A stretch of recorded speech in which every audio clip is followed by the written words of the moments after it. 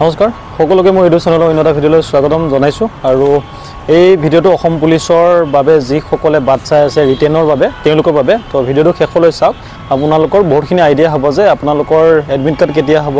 বা এক্সাম কেতিয়া হোৱাৰ চান্স আছে তো ভিডিঅ'টো শেষলৈ চাওক তো এতিয়া মেইন কথাটো হ'ল যে আপোনালোকৰ ইতিমধ্যে ফিজিকেল শেষ হৈ গ'ল আৰু আপোনালোকে ৰিটেনৰ বাবে বাট চাই আছে বহুখিনি কেণ্ডিডেটে আৰু যিয়ে নেকি ভালকে পঢ়ি আছে আৰু কেইদিনমান ধৈৰ্য থক ভালকে পঢ়ক আৰু যোনে নেকি এতিয়াও ভালকে পঢ়া নাই তো কি কম আপোনালোকে ফিজিকেলত ইমানখিনি কষ্ট কৰি এটা ভাল মাৰ্কছ ল'বলৈ সক্ষম হৈছে যদি আপুনি এতিয়া ৰিটেনত কেতিয়া এডমিট আহিব বা যেতিয়া এডমিট আহিব তেতিয়া পঢ়িম বুলি যদি ভাবি আছে তো আপুনি বহুত ডাঙৰ এটা ভুল কাম কৰি আছে কাৰণ ফিজিকেলত আপুনি ৰাতিপুৱা 5টা বজাত উঠি প্ৰেক্টিছত যায় ফিল্ডত কিছুমানে দুপৰীয়া প্ৰেক্টিছ কৰিছে কিছুমানে ভাটিবেলাও কৰে তো 2 টাইম 3 টাইম প্ৰেক্টিছ কৰাৰ পাছত ইমানখিনি কষ্ট কৰাৰ পাছত যদি আপুনি ৰিটেন দিব চান্স পায় আৰু সেই চান্সটো যদি আপুনি যদি মানে ভাল মাৰ্কছ এটা যদি উঠাব নোৱাৰে তো আপুনি এটা বহুত ডাঙৰ ভুল কাম কৰি আছে আৰু সেইভাবে কৈছোঁ যোনে ভালকে পঢ়ি আছে আৰু কেইদিনমান ধৈৰ্য ধৰক ভালকে পঢ়ি থাকক কাৰণ অতি সোনকালে আপোনালোকৰ এডমিট কাৰ্ড আহি যাব আৰু কাট অফ লিষ্টটো আহি যাব আৰু কাট অফ লিষ্টৰ ক্ষেত্ৰত কওঁ যে আপোনালোকৰ এটা পোষ্টত 5জনকৈ কেণ্ডিডেট এক্সাম দিব মাতিব মানে যদি আপোনাৰ ধৰি লওক যদি 100টা পোষ্ট আছে 500জন কেণ্ডিডেটক এক্সাম দিব মাতিব তো তাৰ ওপৰত আপোনালোকে হিচাপটো কৰি ল'ব পাৰে আৰু তেনেকৈ ভাইভাৰৰ ক্ষেত্ৰতো আপোনালোকৰ 2জন কেণ্ডিডেট মাতিব আৰু সেই 2জন কেণ্ডিডেটৰ ভিতৰত এজনে পাব চাকৰি তো গম পাইছে কিমান মানে কম্পিটিশ্যন হাই হয় তো সেইভাবে কৈছোঁ আপুনি অলপ ভালকে যেনেকৈ আপুনি মেট্ৰিক হায়াৰ ছেকেণ্ডেৰীত গুৰুত্ব দি পঢ়ে তেনেকৈ পঢ়িব লাগিব তেতিয়াহে আপোনাৰ মানে লাষ্ট মেৰিট লিষ্টত নাম অহা চান্স আছে আৰু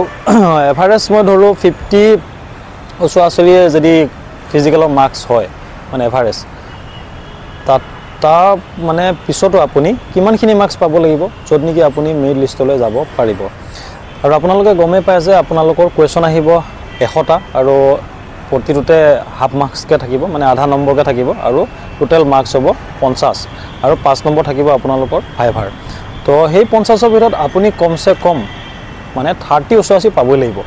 যদি আপুনি মেৰিট লিষ্টত নাম আহিব লাগে মানে 30 মিনিমামটো কৈছোঁ মই 30 ওপৰত পাবই লাগিব তেতিয়াহে আপুনি চাকৰিটো পাব আৰু ভাইভাৰৰ ক্ষেত্ৰতো সেনেকুৱা যে ভাইভাৰতো 5 নম্বৰ আছে কিন্তু আপুনি যদি ৰিটেনত প্ৰথমতেই যদি ৰিটেনত যদি এটা ভাল মাৰ্কছ উঠাই ল'ব পাৰে এটা ভাইভাৰটো আপুনি প্ৰেজেণ্ট থাকিলেই হ'ল এনেকুৱা নহয় যে ভাইভাৰত 5ৰ ভিতৰত আপুনি পাছে পাব লাগিব কাৰণ বেছি কি পাছে পালেতো পাছে পাব কাৰণ নাপালে কি 1-2 কিবা এটাতো পাব তাতকৈতো বেছি পাব নোৱাৰে তো সেইটোৱে কথাটো সেইকাৰণে ৰিটেনটোৱে হ'ল মেইন যদি আপুনি এতিয়া যদি ৰিটেন দিব যদি চান্স পায় আপুনি ৰিটেনটো ভালকৈ দিব লাগিব আৰু এটা ভিডিঅ' মই দিছোঁ সেই ভিডিঅ'টো আপোনালোকে চাই লওক তেতিয়া গম পাব যে আপোনালোকৰ এক্সাম মানে কেতিয়া হোৱা চান্স আছে এই ৰিজাল্টৰ পিছত লাহেকৈ মাৰ্চ মাহৰ ভিতৰতে আৰু পাৰিলে আৰু আগতে অসম পুলিচৰ পৰীক্ষা আৰু আমাৰ শিক্ষক নিযুক্তিৰ যিটো প্ৰক্ৰিয়া আমি আৰম্ভ কৰিছিলোঁ তাকো আমি আগুৱাই লৈ যাবলৈ চেষ্টা কৰিম ভিডিঅ'টো চালে আৰু ভিডিঅ'টো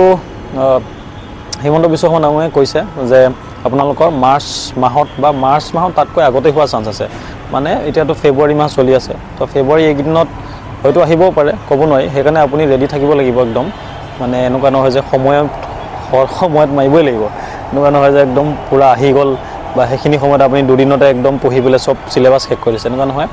যোনে ভালকৈ পঢ়ি আছে আৰু বহুত কেণ্ডিডেটে ভালকৈ পঢ়ি আছে ইতিমধ্যে আৰু আপুনিও পিছ পৰি নাথাকিব যে মানে তৈয়াৰী ক্ষেত্ৰত যাতে কোনো পিছ পৰি নাথাকে সেইটোৱে তৈয়াৰী কৰিছে যদি পোৱা নাই তাৰপিছৰ পিছৰ কথা সেইটো ভগৱানে জানিব আৰু সেইটো লাকৰ ওপৰত এৰি দিয়ক মানে আছিলে আৰু ভিডিঅ'টো শেষলৈ চোৱাৰ সকলোকে ধন্যবাদ থাকিলে আৰু যদি কিবা কুৱেশ্যন থাকে আপোনালোকৰ তলত কমেণ্ট কৰিব আৰু কোনোবা যদি আপোনাৰ অসম পুলিচৰ যোনে প্ৰিপেৰেশ্যন কৰি আছে এক্সামৰ বাবে তো তেওঁ এই ভিডিঅ'টো শ্বেয়াৰ কৰি দিব ধন্যবাদ